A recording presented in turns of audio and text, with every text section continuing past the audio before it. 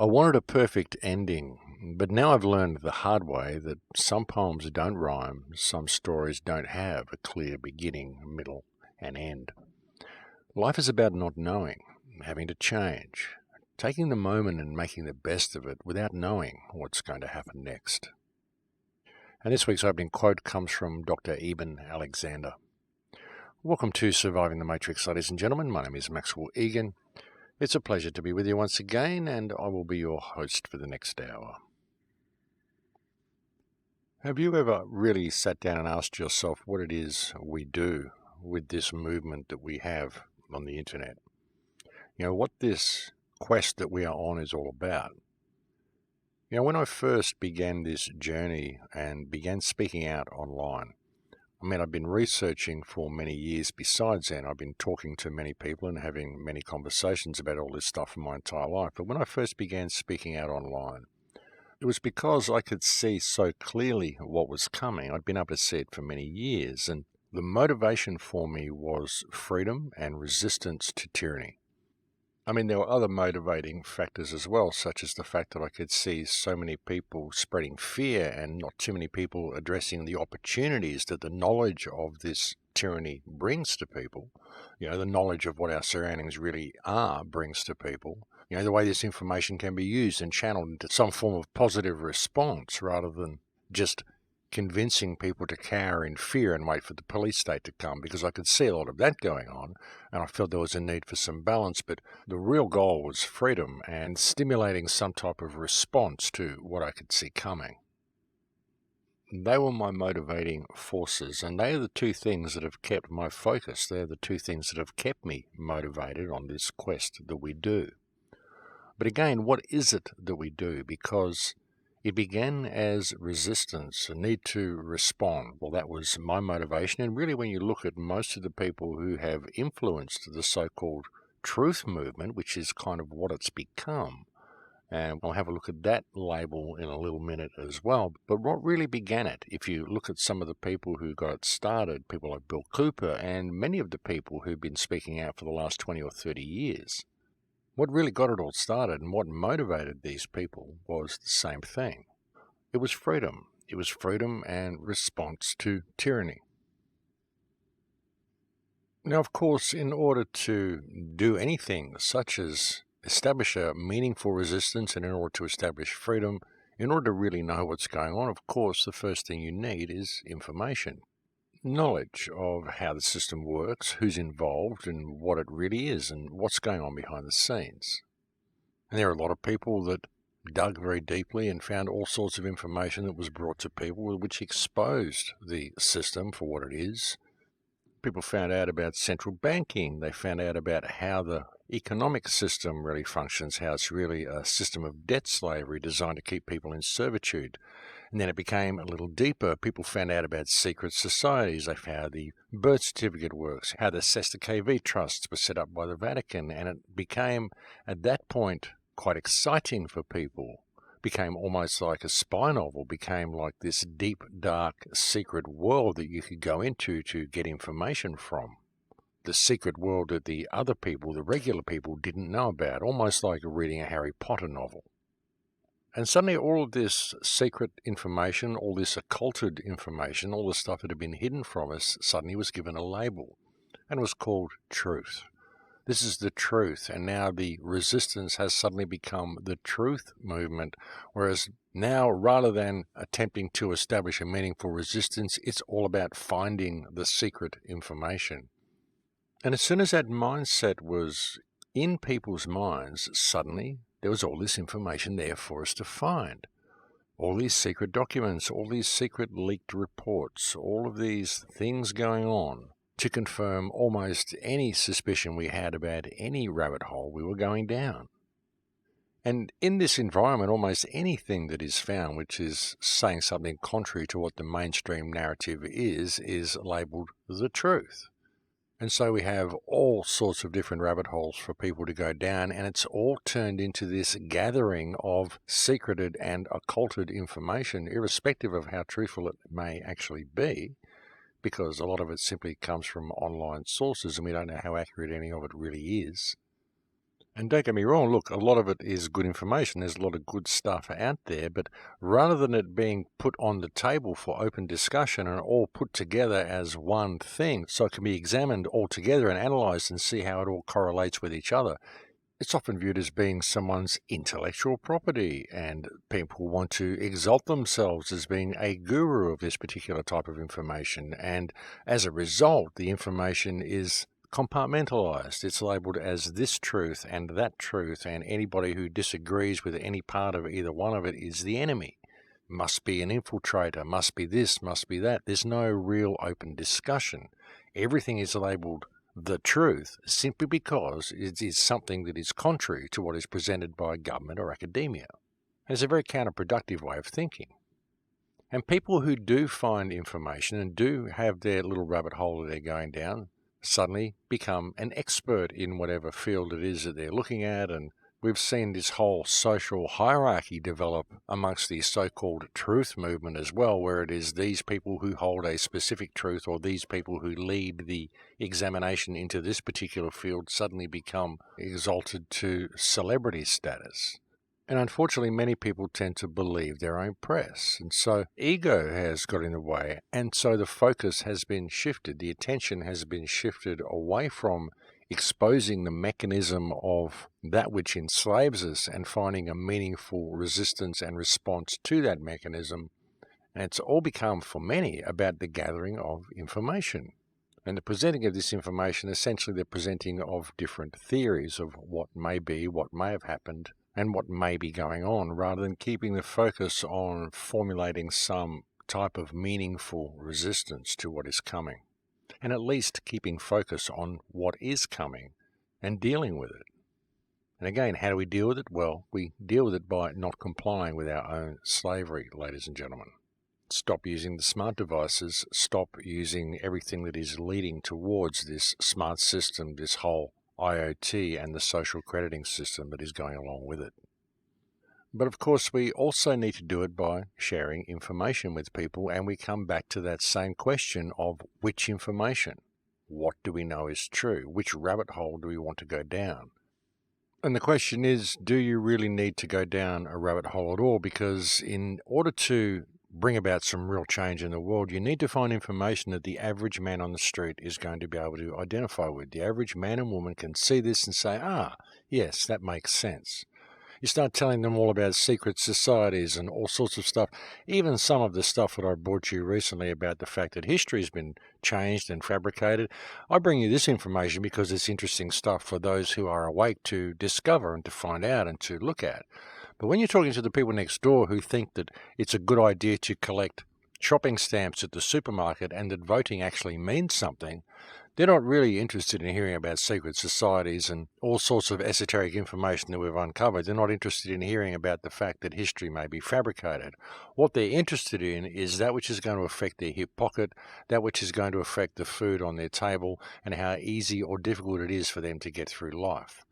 Now, you've got to understand that most of the people that we're dealing with, the vast majority of people in the world, are suffering from Stockholm Syndrome, where they actually view those who rule them as being celebrities, those who rule them as being people of great moral standing, people they swoon over when they see them in public, simply because they're people they've seen on the television. This is the kind of effect that television has had on people. And of course, by creating movies and things like the Avengers and all these great, wonderful people up there doing all these larger-than-life things, and then putting politicians next to these people in public, you suddenly view the politicians as being celebrities as well, and they all seem larger than life, and everyone gets Stockholm Syndrome. So you've got to find the right information to bring to the people on the street that's going to be cracking the shell for them in a manner that cracks it effectively, in a manner that they can identify with, something that they can understand because it's something that affects them. And then I'll find out the rest of the information later, if they choose to look. But ultimately, we don't even need many of them to really look and know. What we need is to establish freedom, because once we do establish freedom, what's really going on will simply unfold as a matter of course. So we need to bring information to people that they can identify with. And one of the most helpful things you can do is wake people up to the fact that they're living in a system of contrived debt slavery. that the cost of living doesn't really need to keep going up the way it does. It's all contrived, and it's actually pretty simple to point this out to people in a way they can understand it. Yeah, it's always a good place to start. And really, folks, what you've got to do is look at the system. Look at what the system is and how it works. This is what I attempted to bring to people on the radio show last week, which was titled A Truth That Most Refuse to See. That when I posted to YouTube, the show actually got censored due to user complaints before the show even went live. I actually recorded the radio show and uploaded the video clip to YouTube a couple of hours before the show went to air. And when I went to make the video clip live, it had already been censored by YouTube due to user reports of the content of the video, apparently. But as I said, this happened before the video was even live and could be viewed by anybody. But what I was mainly talking about in that video was the banking system and how the banking system works, how central banking is the key to the whole thing. Central bankers are who controls all of our governments. Central banking is what creates the system of debt slavery that we live in, simply because of the way the central banks are run, because of the interest attached to the money that is in circulation. Because when a government takes out a loan from a central bank to run a country, they have to pay that loan back at interest, but the interest is never created. The principal is created, but the interest that they need to pay back is never created. The only way they can ever get that money in circulation to gather the interest in order to pay the loan back is to borrow more paper from the central bank. But of course, when they do that, that has interest attached to it as well. So it's this never-ending cycle. And the only possible result of this cycle is that poverty is created artificially.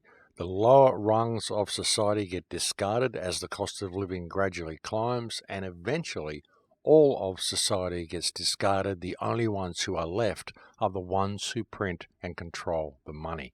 That's the way it works, and that is the only possible conclusion to come out of this usurious monetary system. And many people don't see it because they're so distracted and they're so trained and programmed to judge each other according to their economic value, which is why society is in the state that it's in. It's a situation that creates scarcity, it creates wars, it creates competition with people, whereby you have social hierarchy and all of the sort of stuff that goes along with it. It's key to understanding how the system works. This usurious monetary system is literally the glue that holds the whole system together. And that's what I covered on that radio show. So this is important information to bring to people. The fact that people are living in a state of scarcity and servitude, and they're paying taxes in order to pay off interest on the government's loan to a private bank. That's what's going on. And there's no reason for us to be doing this. There's no reason for us to be borrowing money from a private bank in order to run our countries. We don't need to have a monetary system like this at all, because the world's just run by people. How come you've got this one group of people who sit above all governments and dictate what the actions of these governments do by controlling the flow of money that all of these governments have, and that all the currency that all these countries use? And if the governments don't toe the line, then the banks simply don't give them the loan. They devalue their currency. They end up having their country marginalised, and the government will get thrown out. That's how you create revolutions in countries. You simply deprive the population by marginalising the country, and eventually the people get annoyed and they overthrow the government. This is what they're trying to do with Iran by the sanctions that the United States puts on Iran. Depriving food and medicines and all that sort of stuff. It doesn't hurt the government, it hurts the people.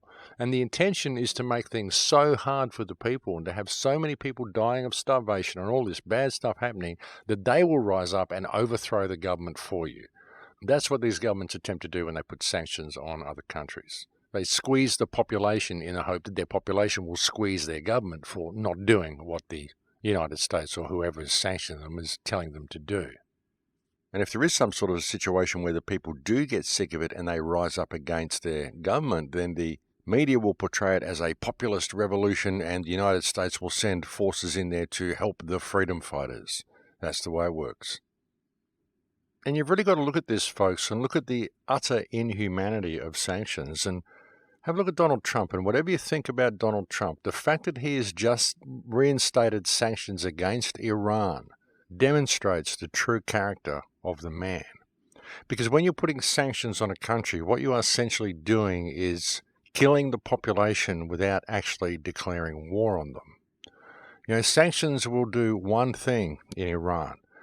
It will kill Iranian children first. That's the first thing it will do, and it will deprive Iranian households, normal people living in Iran, of the basic essentials and medicines that they need: food, water, clothing, things that they need to live a normal life. Nothing at all that hurts the government. What it does is it deprives the population and puts them in a state of scarcity, and essentially it kills children. So Donald Trump, by reinstating sanctions on Iran, has made the conscious choice to kill Iranian children for his own political reasons. That is what he has done. He has decided to enact an operation which the first thing it will do is kill children in order to put pressure on a foreign government. And that is not the act of a normal human mind. It is not the act of a compassionate, caring man. The sanctions they put on Saddam Hussein when they sanctioned Iraq killed 500,000 Iraqi children.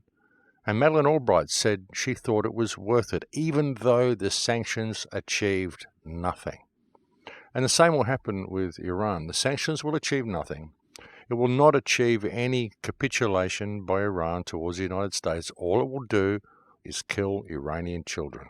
It will do other things, but as I said, that is the first thing it will do, is kill the children. And then when you look at the bigger picture and put this on a world stage, and you look at the rest of Trump's actions, the way he's been flexing his muscles against China, tariffs, all of this sort of stuff, the way he's been isolating America from the rest of the world as much as he can, and of course he's been getting away with all of this under the guise of the Make America Great Again slogan, but when you really look at his actions and take into account that he's been carrying out this process while this whole Chinese One Belt One Road system is coming online, this again serves to isolate the United States from the rest of the world, because in the face of Trump reinstating these sanctions, a vote was cast in the UN just the other day condemning the sanctions, saying they are inhuman and they should be overturned immediately, and actually passing a resolution the United States should do this. Trump will naturally ignore this resolution, which will give a lot of countries the excuse they need to pull further away from the United States, and they'll all be able to do so pretty much with the support of their populations as well, because the populations aren't going to like this. They're going to view the United States as being rather inhuman for wanting to do this, and you can tell, folks, because otherwise it wouldn't be receiving the amount of publicity that it has. All of these things are political maneuvers, ladies and gentlemen, and all of them are designed to provide excuses to other nations and to provide the excuse needed to isolate the United States more and more. And again, if you're going to bring down the United States from within, if you're going to manage the controlled demolition of the United States, it's got to be done in such a way that it seems like a normal course of events that simply wasn't the United States' fault that it happened. Well, that's the way it needs to be presented to the people of the United States anyway. And again, all of this is a precursor to China's One Belt One Road trade system coming online and taking over the European trade sector, which may result in the removal of the United States dollar as the global reserve currency, which will basically see the end of the United States as an economic power. May still have a lot of military might, but it's not going to be able to do a lot with it if it doesn't have the money to support it. And of course, when that happens, you'll see major economic change in the entire Western world, which is, of course, one of the reasons they are locking the Western world down to the extent in which they are.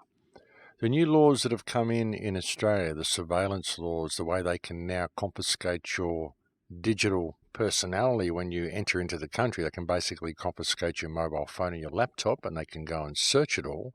And if you refuse to give them the passwords to get into your devices, you can be fined up to $5,000 and suffer 3 months in jail. The same thing is now happening in New Zealand as well. You may be subject to digital strip search when entering the country. And this is, of course, all part of the Five Eyes surveillance program. Now, you notice that this can't happen in the United States. It can't happen in England. It can't happen in Canada.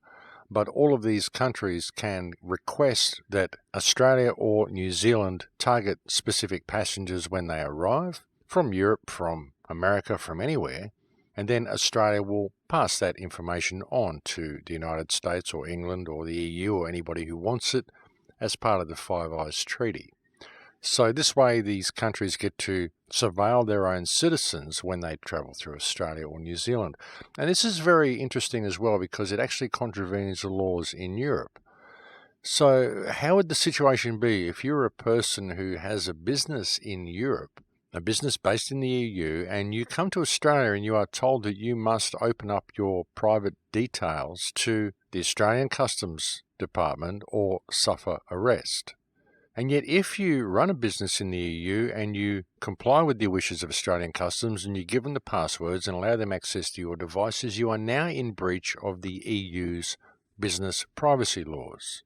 So what happens in this situation? Because the parameters surrounding these laws are so vague, so by basically complying with these laws, you're putting yourself in a position where you're basically being given the option to not comply with Australian customs and be arrested here at the Australian airport, or to comply with Australian customs and to be arrested when you get back to the EU for breaking EU privacy laws by complying with Australian customs. So how does this work? You basically get the option of being either arrested here in Australia or arrested when you get back to the EU simply because you entered the country. And sure, that may be a little bit of an extreme scenario, but basically that's the opportunity that these laws provide should some type of corrupt government wish to view it that way. And if the government wishes to view it that way, well, who's to stop them? Because governments just generally do what they want to do. So can anyone see a problem with this situation? I mean, it certainly does create a nice little loophole for these people should they wish to use it. And the thing is that even if they don't do that, even if that is, as I said, a worst case scenario and it's preposterous and they don't ever do anything like that, well, what happens if you've got a business anyway? Because under the privacy laws of any country, if your data has been compromised, it's up to you to inform all of your customers and all your clients that your data has been compromised. So if you do have a business and you enter Australia or New Zealand and customs seizes your devices and looks at them, then you have an obligation to inform all of your clients that their data may now possibly have been compromised by a third party that you are not in control of, and you have no idea of knowing what software has been installed on your device and what transactions you perform may now be being spied on and recorded. So you actually have a duty of care to inform all of your customers and clients that their data has now been compromised. So what does this do to anybody who's running a business anyway? I mean, this type of legislation could effectively destroy any business of any person who enters the country, because it will compromise the business's data and therefore naturally do a good deal of damage to any reputation the business may have built. I guess the only real option to ensure that your business is kept safe is for you to never enter Australia or New Zealand with any digital devices. And again, they're doing all of this to protect us from terrorism, or so they tell us. And yet I guarantee you, when you enter a country and you get told that you're going to be fined $5,000 or suffer 3 months in jail if you don't comply, and yet by complying, you know in the back of your mind you may be possibly facing the threat of arrest when you get home for doing so, well, that, my friends, is terrorism in itself. You know, and I call it terrorism, folks, because ultimately anything that you're forced to comply with under threat of violence or under threat of intimidation, under threat of punishment, this is terrorism. It's actually the Oxford English definition of terrorism: violence or the threat of violence carried out against civilians as a means of coercion, often for political reasons. And this is exactly what the customs officers are now doing to people who enter the country in Australia and New Zealand.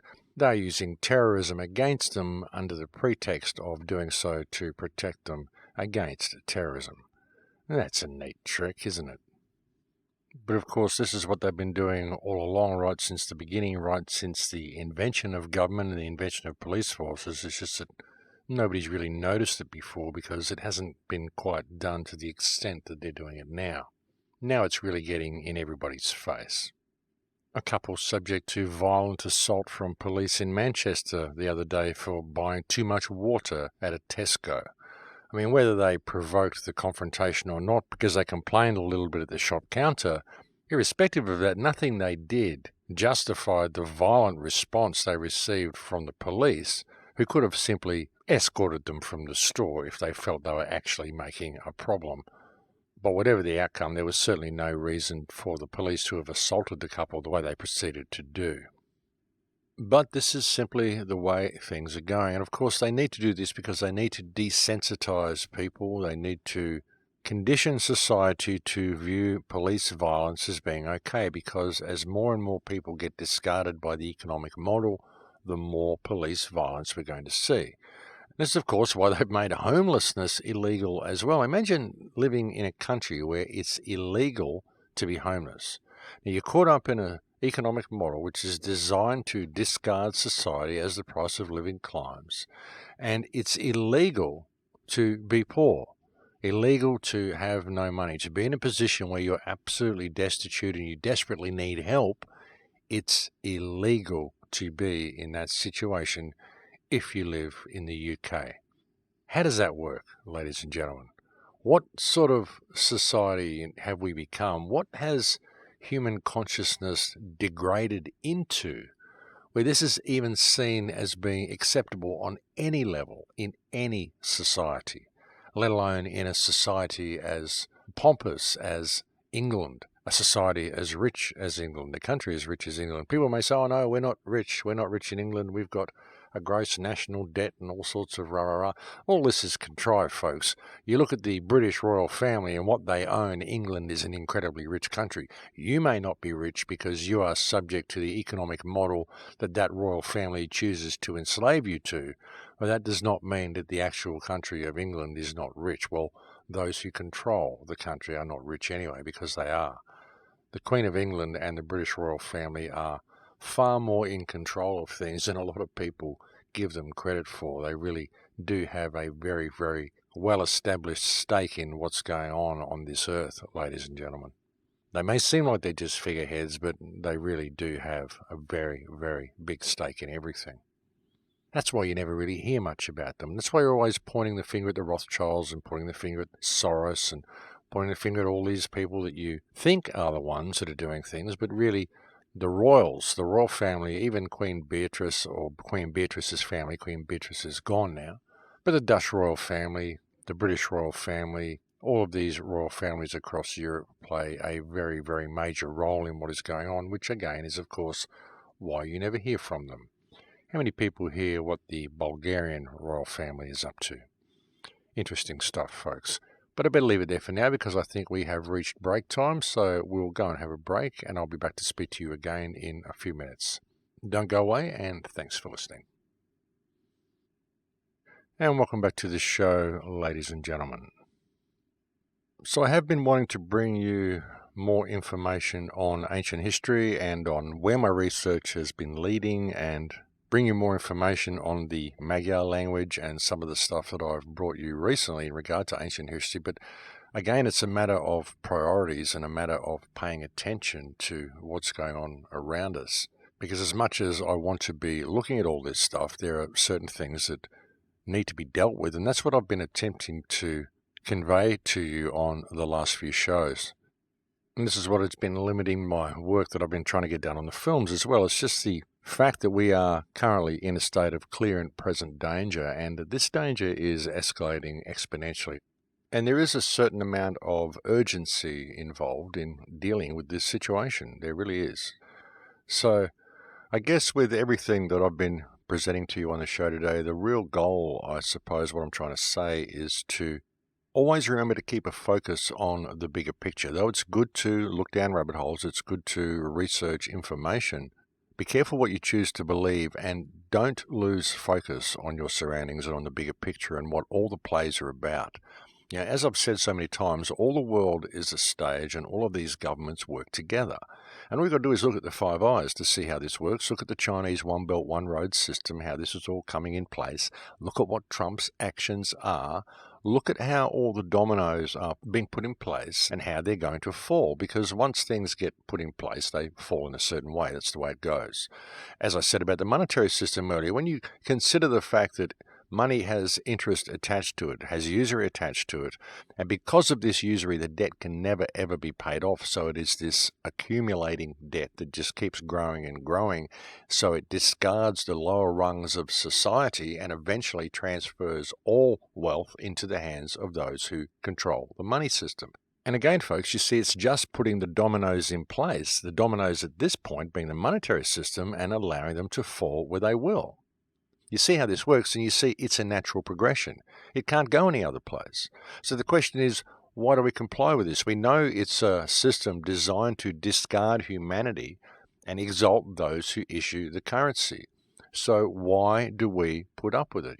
We put up with it because the government says, well, it's the law. You have to do it this way. But we've forgotten what our place in society is and what government's place in society is. We've forgotten that what we're dealing with is just people. This is why I've put so much emphasis on the shows on discovering your own personal power and standing in your own personal power and the power of doing that, what that could actually achieve. If all of society suddenly realized their own self-worth and didn't view politicians as celebrities, if they could shake off this Stockholm syndrome that they're suffering, whereby they love their oppressors, if they could just see these people as just being people the same as them, having no more or less value than anybody else, then we could find a way out of this mess. We really could. We don't have to comply with any of this, folks. That's the only reason the system is in place, is we comply with our own slavery. And that's what's wrong with the whole QAnon thing and all of this stuff that's coming in the future that people think is going to happen, this grand plan to save the world. It's not dealing with the monetary system. It's not dealing with this system of economic slavery.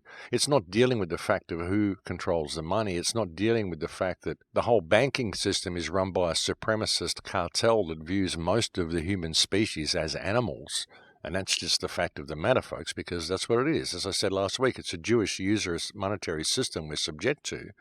And if you look at the Talmud, you look at the Jewish mindset, they view the rest of the world as animals. And they feel perfectly justified in everything that they do to the Goyim. So until we shake ourselves out of this system and realize that nothing Trump's doing, nothing anybody's doing, no plan anybody has put forth so far has been taking into account this monetary system, at least no plan that we're seeing from any political quarter anyway. There's no politician on earth that is talking about the monetary system and talking about how to actually free humanity or taking any steps whatsoever to achieve any emancipation from this system at all. Not Trump, not anybody. All the stuff Trump's doing, this whole Make America Great Again policy and all these isolationist policies he's adopting, none of this is addressing anything real, ladies and gentlemen, none of it. If you look at the New World Order and what it is, and you look at it in the context of the IoT and the smart grid and social crediting and China's One Belt, One Road system, you can see it's just all part of putting the dominoes in place so that the world can be set up to run in a certain direction. And that's exactly what's happening. All the world is a stage. All the governments work together, and it's all part of the same play. So people really do need to get some focus on this and look at the bigger picture and see what's really going on here. And as I said, pay attention to this 5G control grid, this Internet of Things, and this digital surveillance and social crediting system that is coming online with it.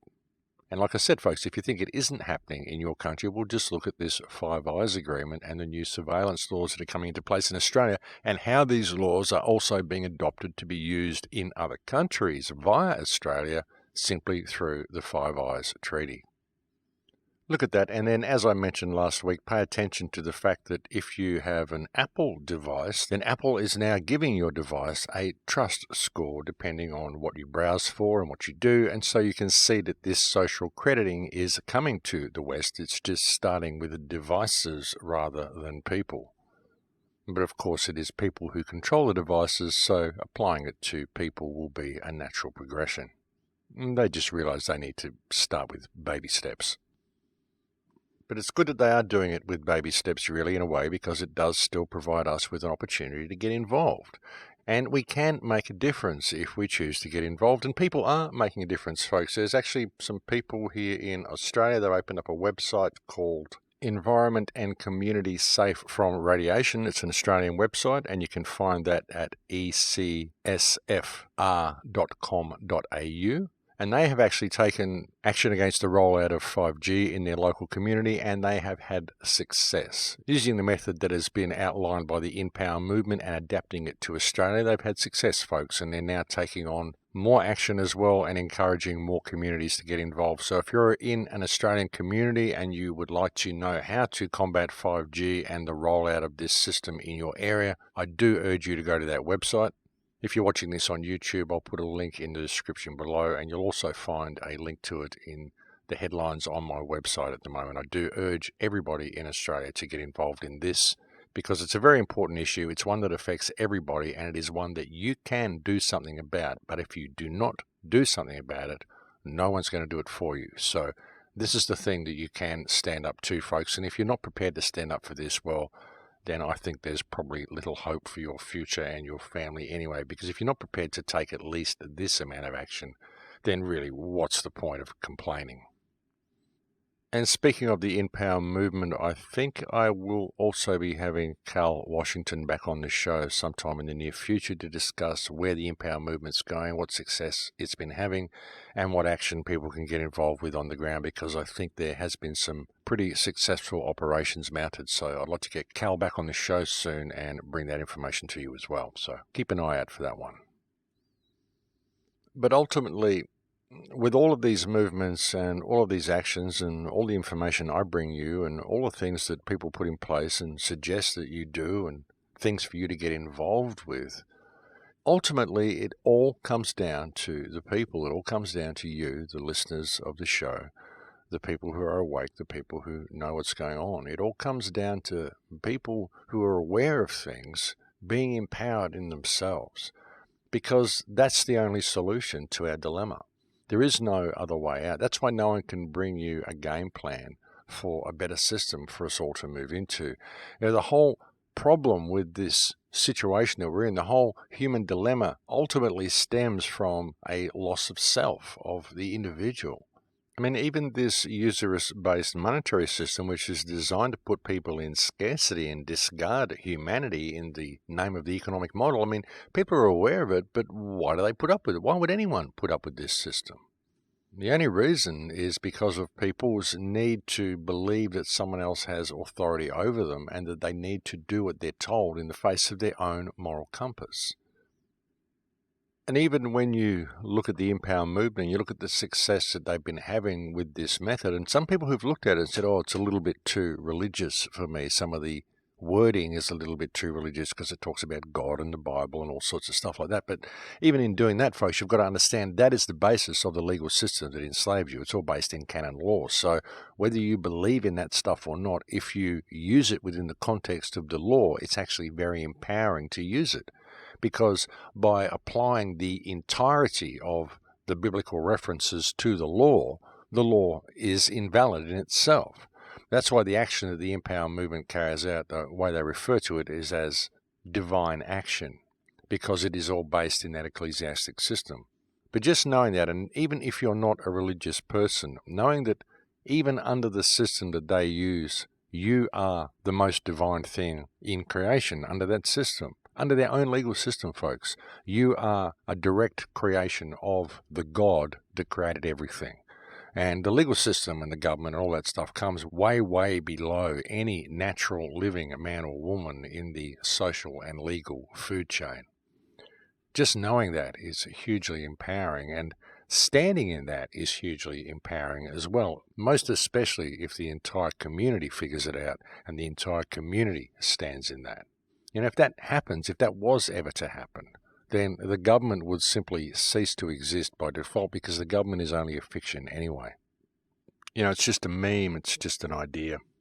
And this is something that I've been attempting to share with people right since the beginning. Incidentally, it is the genuine anniversary of the show this week. It's actually the 6th of October that this show is going to air. And it was the 3rd of October 2008 that I was first interviewed on the radio. So I've actually passed the 10-year mark now. And I would like to thank everybody for sticking around that long, all the listeners that have been with me since the beginning, because I know it is actually quite a great many of you. It's been an interesting journey, ladies and gentlemen, it really has. Haven't seen the change that I hoped to see so far, but I still think that we have made a difference with this whole movement. I think that it has been a success to some degree. At least there are a great number of people that are awake now and are not feeling quite so disempowered as what they may have been. Hopefully the show has done a little bit of that and brought some empowerment to people, but hopefully people see what the real solution is, because as I've said, it's the people. It can't come from any other direction, because this whole concept that enslaves us is just a concept. It's just an idea. We just think the world needs to be this way because that's the way we're trained to think. And if people could just develop the support for the people around them, then I'm sure people would feel that it was okay to think outside of the box. That's one of our problems, is that we judge anybody who thinks outside of the box as being a threat to us, which is, again, the result of programming, the result of the education system, the result of the media, and everything that's been done to keep us contained and squashed into this mentality that we're in. But hopefully the shows have alleviated that problem a little bit, although it has been subject to a lot of censorship. My channel really has struggled over the last 10 years, I must say. It's taken me 10 years to get to 100,000 subscribers simply due to my subscribers being deleted so much. And it's still happening, folks. They keep deleting my subscribers. Someone posted the other day they couldn't subscribe from the video clip. They had to go to my channel and they had to keep hitting the subscribe button for about 5 minutes before it actually took. And so if you are subscribed to my channel, folks, I do suggest that you check your subscription to make sure that it holds. And also check the votes on the video as well, because you'll find that if you don't put an upvote on the video, very likely YouTube will give a downvote on your behalf. I've found this happens to a lot of people as well. So it's very good to check your subscription. Don't forget to click the little bell so you get notified when I do upload a show, because it won't tell you otherwise. And just check that you do put in an upvote, because as I said, if you don't, it will likely place a downvote for you. And it doesn't just do it to my channel, it does it to a lot of channels. So this is just the way the algorithms work on YouTube. I'm incidentally moving over to Real Video. Well, at least I'm uploading to Real Video as well.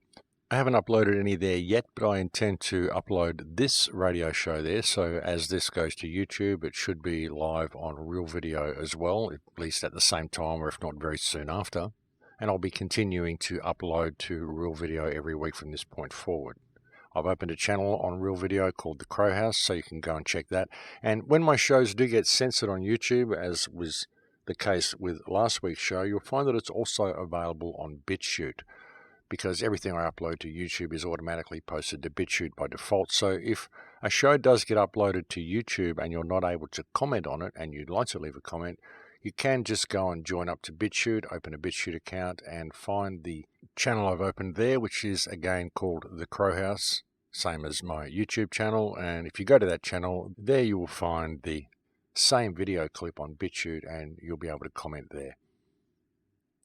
But the thing is, folks, just getting back to the topic, the thing is that with all of this information, looking for a way out is half of the problem that people face, is the fact that they're continually looking for a way out. They're not seeing what the real solution is. They're not seeing that the solution is them. It can only come with individual awareness, because the entire problem is a loss of self, a respect for authority that is non-existent, and the fact that people are kept in this constant state of fear, that fear being just fear of their surroundings, fear of the future, fear of not having enough money to put food on the table, fear of not being able to gather what they need, the credits they need in order to pay to be alive.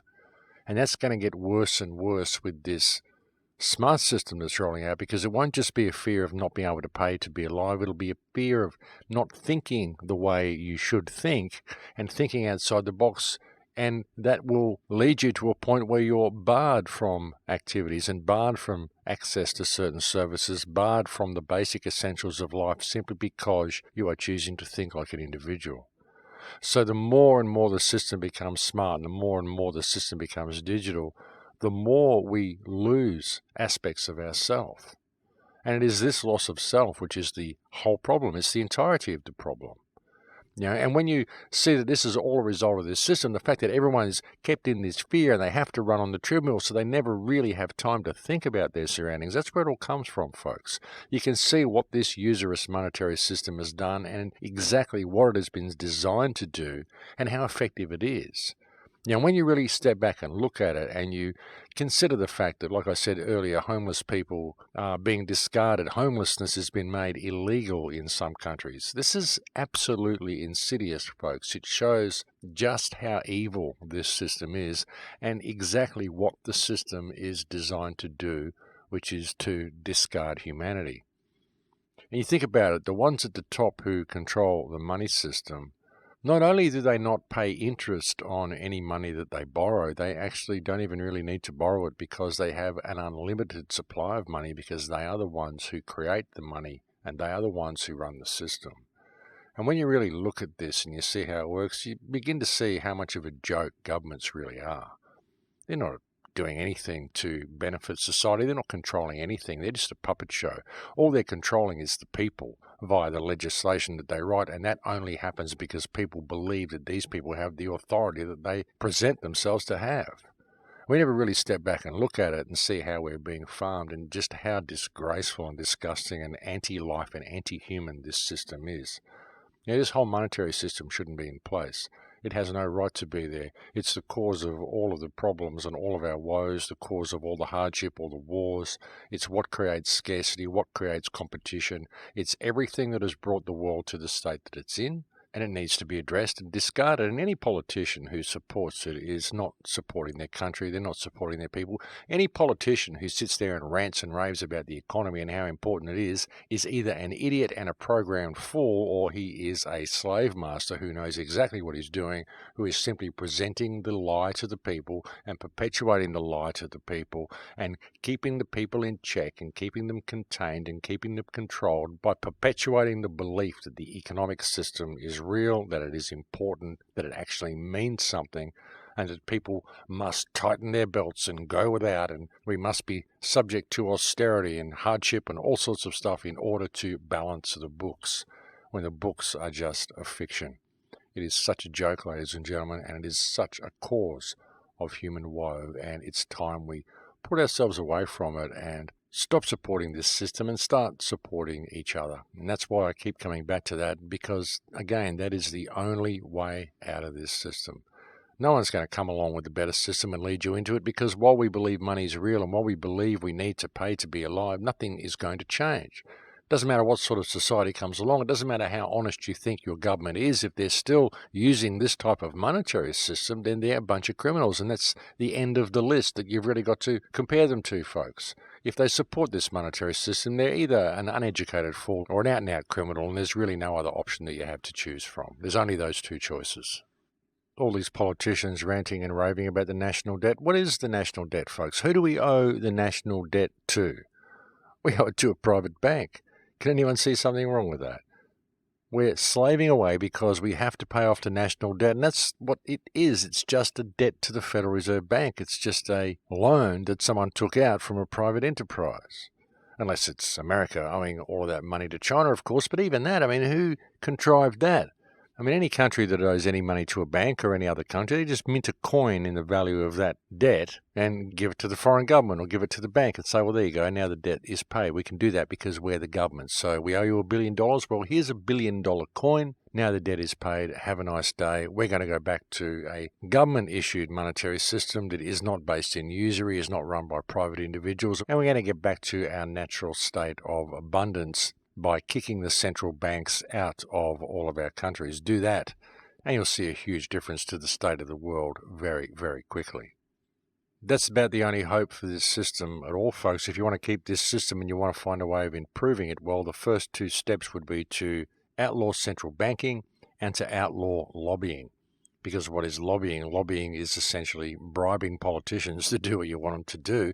You can't go and bribe anybody in society. If I was to come and offer you financial favors to perform certain actions for me, which was going to affect the community and be highly beneficial to me but affect the rest of the community in an adverse manner, I wouldn't be able to do that. I would get arrested for bribery for doing that. Yet if you're a politician, I can do that, and I simply call it lobbying, and it's all very good and all very kosher, and I'm seen as a wonderfully responsible person who is supporting my company and offering generous campaign contributions to the honest political party that I'm supporting because they're just such good guys.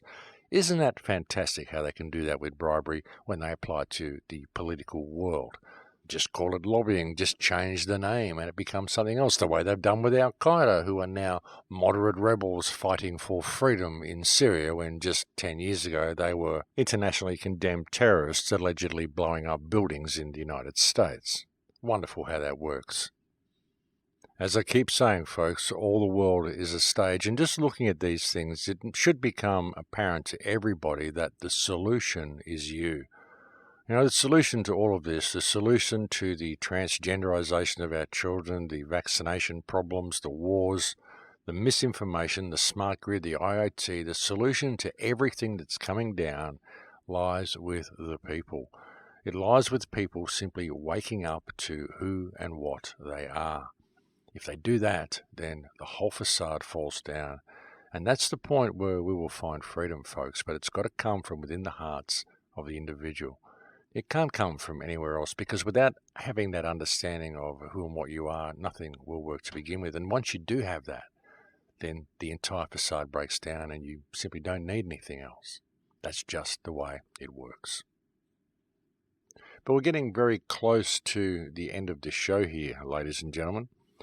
As I have been mentioning to you quite a bit lately, I'll be speaking at Acapulco in February. I'm going to be doing some workshops there as well, possibly a Cambo workshop, definitely a Hape ceremony, a few other things I'll be doing there. There'll be more than one little talk that I'm doing anyway, so it's going to be a worthwhile event to come along to. There's going to be about 3,000 people there, folks. They've commandeered the entire Princess Palace Resort in Acapulco, so we're going to have 3,000 anarchists at this event, and it's going to be a pretty worthwhile event to come along to, so do get involved in that if you're able to. I'll be there for a whole week, and I'll be easy to find in the crowd, folks. I'll only be giving a couple of talks and a little workshop, so I'll be easy to find. I'll be hanging around for the entire week. There'll be a lot of people hanging around. It's very good to mingle with people, very easy to mingle with people. So if you do see me there and you want to come and say hello, do not hesitate to do so. And thank you, as always, to the many supporters of the website. Thank you to all those people who contribute to the Patreon account. None of this could happen without the contributions to Patreon. Any extra money that I get from the Patreon account, I always put towards humanitarian operations anyway, folks, if I've ever got any to spare. I did send a lot of blankets to the Philippines last year, and I do intend to be building some water towers in Peru next year. There's always relief efforts everywhere that need funding, folks, and it's always good to help these people out when I can as well. So that's what I tend to do if I ever get any spare cash on hand. But folks, we have pretty well reached the end of the show here, so I'm going to have to leave it there for now. It's been a pleasure coming and talking to you again today, and thank you for the support that you've shown me for so long over the years. Thank you for listening to the show so regularly and putting up with my unstructured presentations and random thought flows that I give you, because I really don't have anything planned when I come on to do these shows. I sort of just start talking and see what comes out. I'd like to apologize also for the haphazard state of some of the videos that I've been uploading to YouTube. There hasn't really been a lot of pictorial relevance in what I've been putting there. I've been kind of throwing these videos together because I've just got so much on my plate at the moment. I really would like to get some work done on the films, but again, I've just got so many humanitarian projects on the burner as well, so it really is taking up a lot of time. And so I really haven't had time to be able to put together cognitive and meaningful videos for you for the YouTube presentations of these radio shows. But again, folks, it is essentially a radio show. The YouTube clips are incidental. I just kind of put the clips on YouTube in order to share the information with a wider audience. But having said that, I will attempt to put a little bit more effort back into the video clips sometime in the near future. The problem is my guy that I sometimes get to edit my video clips is overseas at the moment, enjoying his life. And I know it's incredibly irresponsible of him to be out there enjoying himself and acting like a normal human being when I need him to be slaving over video clips for me for no pay and little thanks. But that's just the way it goes. I guess people are just irresponsible sometimes. and I'll just have to deal with it. But thank you very much for joining me on the air today, folks. It's always a pleasure to have your company. I'll look forward to speaking to you again next week. Please take very good care until then. In luck, cash.